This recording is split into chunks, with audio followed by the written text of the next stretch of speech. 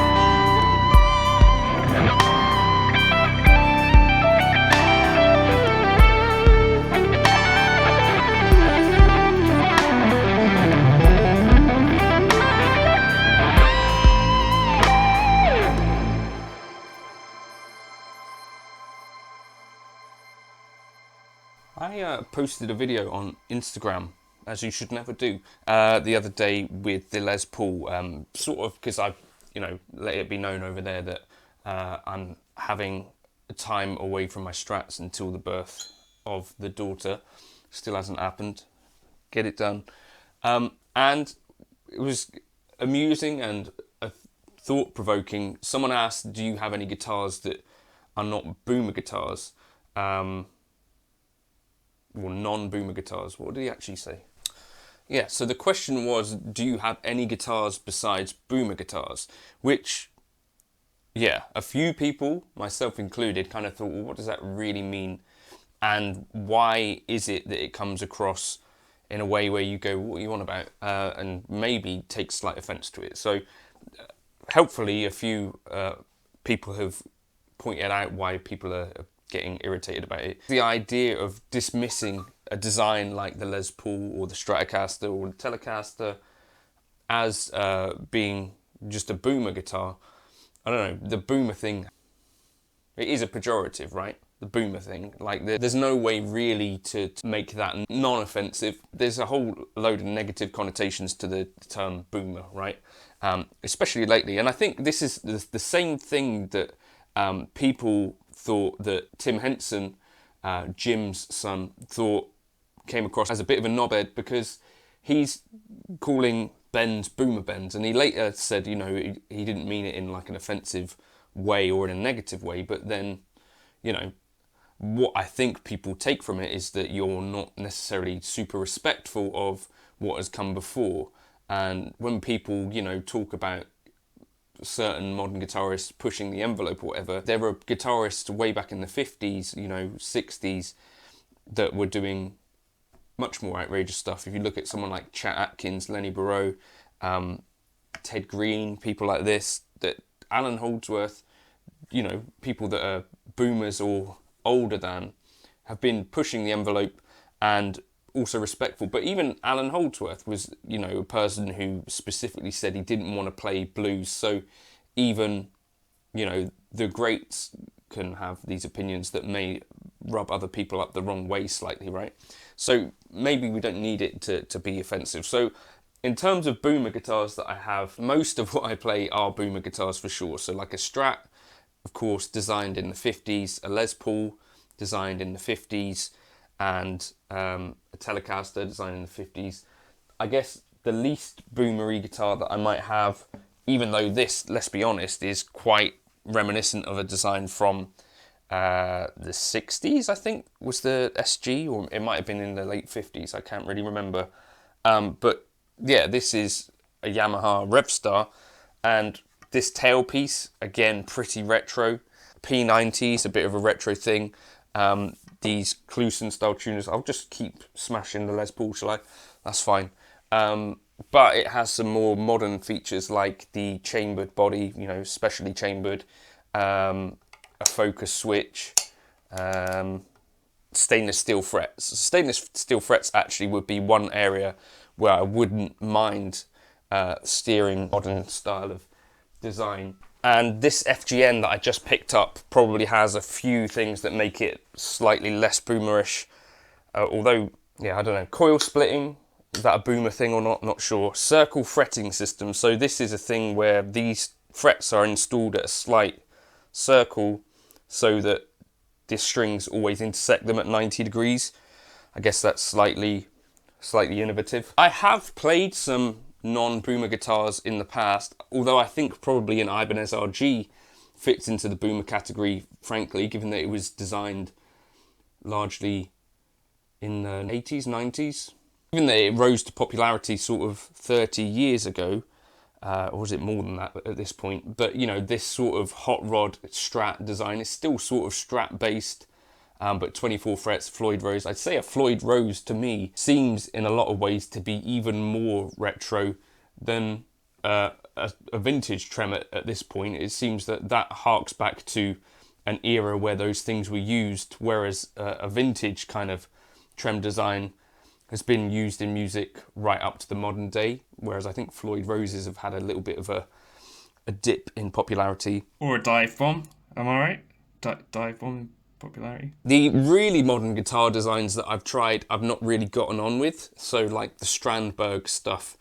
To me, there's like a continuum where you have like a Strat on one end maybe, or a Les Paul or something. Somewhere back along this way, you have things like an Ibanez RG, and then beyond that, you have something like a Strandberg, where these things are designed to be super ergonomic and maybe easy to play, but I find that they're a little bit too far away from the norm that I'm used to be able to use them comfortably as a guitar.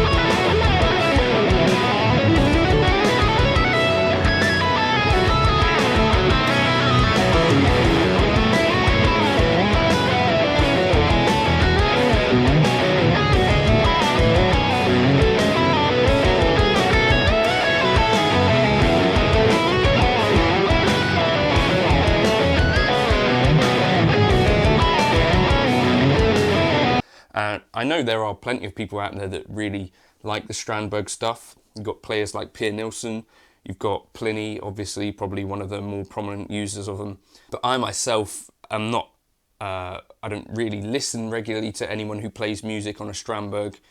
And also, I think there's this nostalgia thing, it's kind of nostalgia inspiration that can be built into the designs that are really classic. So, you know, for me, when I look at a Gibson Les Paul, there's this kind of thing. You're looking at the thing that many of your heroes might have played, or you're looking at a Strat and you're looking at it and you're thinking, yeah, that's the shape that I see Eric Johnson playing. There's something about this, right? And so if your heroes are more modern and they're playing kind of your Strandberg type guitars, then I guess your feeling is going to be shifted a bit differently to these.